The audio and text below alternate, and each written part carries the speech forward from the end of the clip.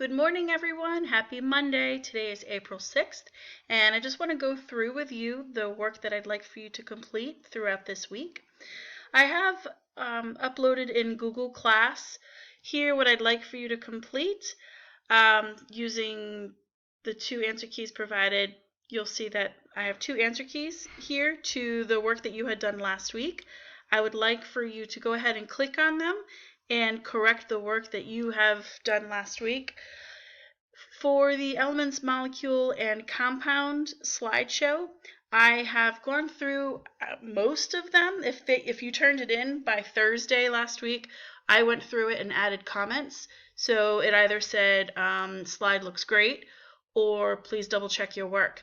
So go ahead and just double check your work so that you have a good understanding of what the difference is between an element, molecule, and compound. After you're done with that, I want you to watch my this video actually. And so I'm going to go through the rest of the work for the week. We're going to be completing activity 9 this week, and in activity 9 are going to have all the prompts that you will need to complete the work for the week. When you are done, you're going to have a Google form that I'd like for you to complete. I have not, if you'll notice here, I have not included yet the quizzes or the Google form. I will have that uploaded for you by Monday morning or today, April 6th.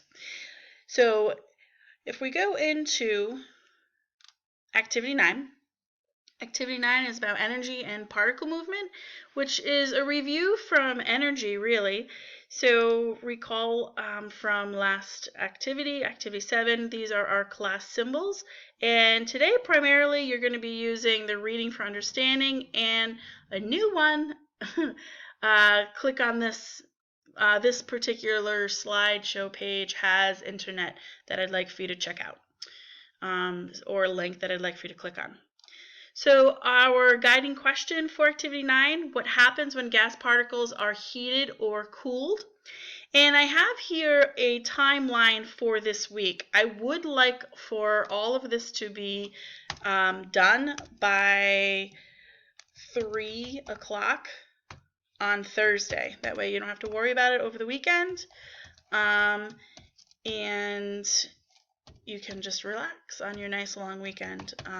This coming weekend. So this is a suggested timeline. You do not have to follow it as long as I receive all of the work by 3 p.m. on Thursday. So day 1 we have a Bill Nye video, which will be linked right here. And then you're going to practice the vocabulary using the quizzes link that I will upload, as I said, in Google Classroom, as well as it should be linked on this slideshow, but just in case, I'm putting it up in Google Class as well. Then day 2, which would be Tuesday, you're going to continue to review particle structures. And there are 2 videos that I'd like for you to watch.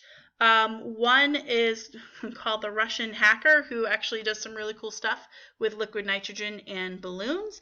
And then the other video I'd like for you to watch is actually a video that I had taken with my 2 boys, and it is on sublimation. We do a couple cool things with dry ice or frozen carbon dioxide.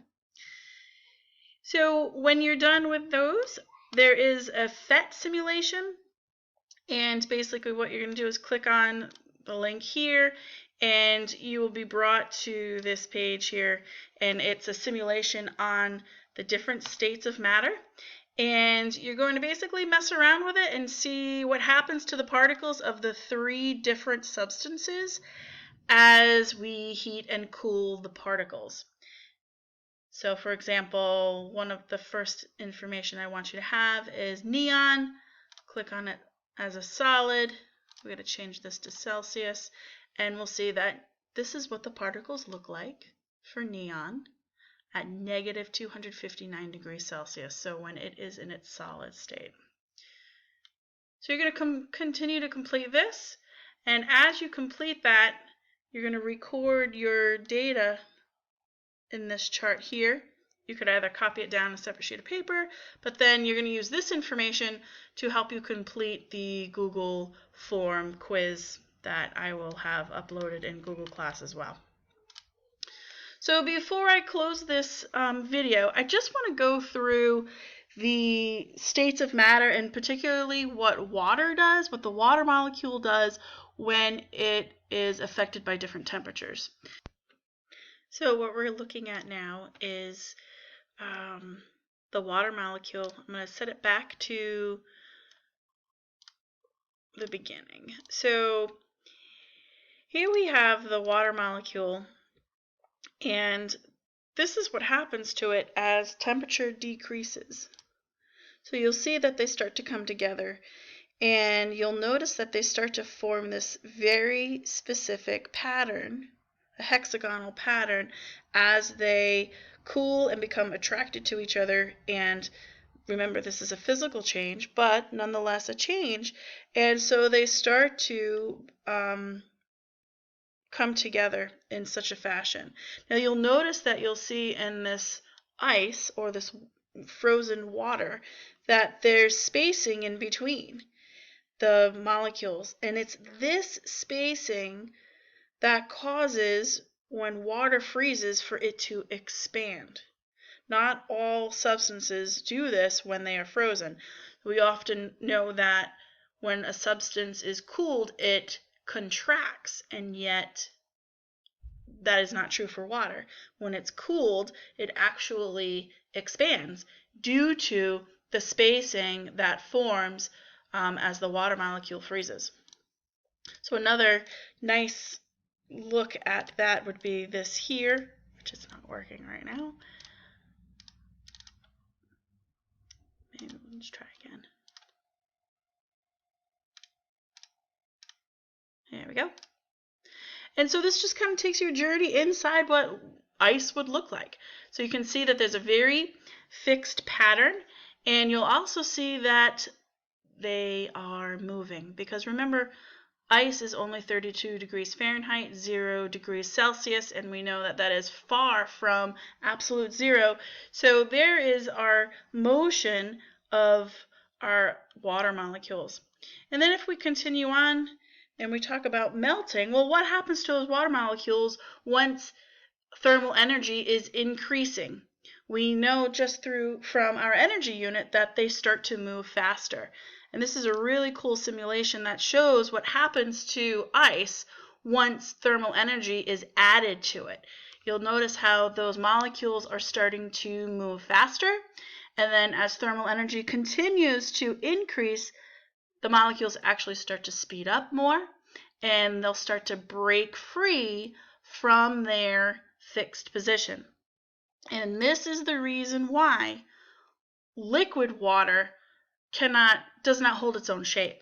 It has its own volume, but does not have its own shape.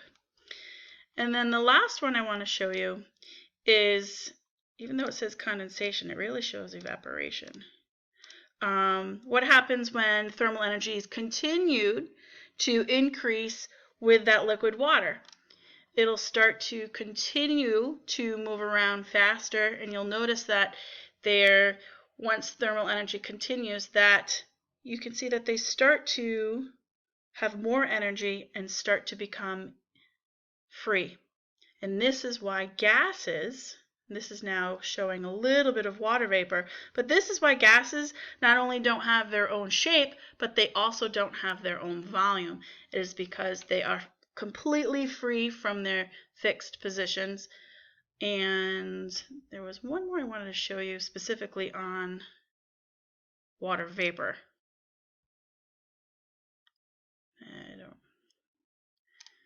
Not remembering where it was.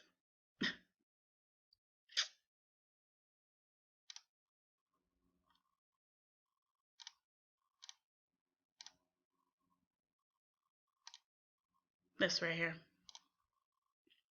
So you'll see that this would be just water that's in the air. Water vapor, water in its gaseous state. And you'll notice there's a lot of space in between it.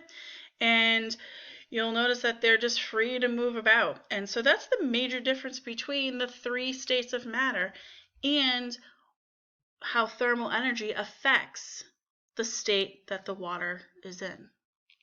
So I hope that that kind of helps clarify the three different states of matter and why they change. So as I'm going to take this slide away here because it's not working. So as you continue on through activity 9, and I want you to think about what's happening when these particles are heated and cooled. And so if you need any help, please be sure to email me. I would like to set up some times this week to do a Google Hangout, if you will, so that if you want to do some face-to-face time, that would be great. If not, then I'll just presume everything is going well with you, which I hope it is. And again, if you need any help, let me know. Take care, guys.